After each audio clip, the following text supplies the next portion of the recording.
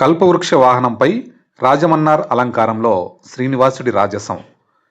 తిరుపతి శ్రీనివాస మంగాపురం శ్రీ కళ్యాణ వెంకటేశ్వర స్వామి వారి బ్రహ్మోత్సవాలు 4వ రోజు కన్నుల పండుగగా సాగుతున్నాయి.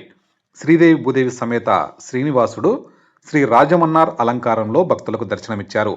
శ్రీవారు చిలుకతో కూడిన దండం, ఆవు దూడ, లక్ష్మీహారం, మకర కంటి, స్వర్ణ యజ్ఞోపవీతం, కల్కితురాయి, సూర్యచంద్రులతో కూడిన కిరీటం, శ్రీదేవి భూదేవి అమ్మవార్లు గజలక్ష్మి, మామిడి పిందెల హారం, కమల లంబ హస్తాలతో భక్తులను కటాక్షించారు.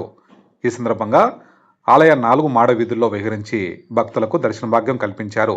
వాహనం ముందు భక్తజన బృందాల చెక్క భజనలు, కోలాటాలతో స్వామివారిని కీర్తిస్తుండగా మంగళ వాయిద్యాల నడుమ స్వామివారి వాహన సేవ ఎంతో కోలాహలంగా జరిగింది. భక్తులు అడుగడుగునా కర్పూర హారతులు సమర్పించి స్వామివారిని దర్శించుకున్నారు. ఇక క్షీరసాగర మదనంలో విలువైన వస్తువులెన్నో ఉద్భవించాయి. వాటిలో కల్పవృక్షం ఒకటి. ఈ చెట్టు నీడను చేరిన వారికి ఆకలి దప్పులుండవు, పూర్వజన్మ స్మరణ కూడా కలుగుతుంది. ఇతర వృక్షాలు తాము కాచిన ఫలాలు మాత్రమే ప్రసాదిస్తాయి. అలా కాక కల్పవృక్షం కోరుకున్న ఫలాలంటినీ ప్రసాదిస్తుంది. అటువంటి కల్పవృక్ష వాహనాన్ని అధిరోహించి 4వ రోజు తిరుమల వీధులలో భక్తులకు తనివిదీరా దర్శనమిచ్చారు శ్రీనివాసుడు.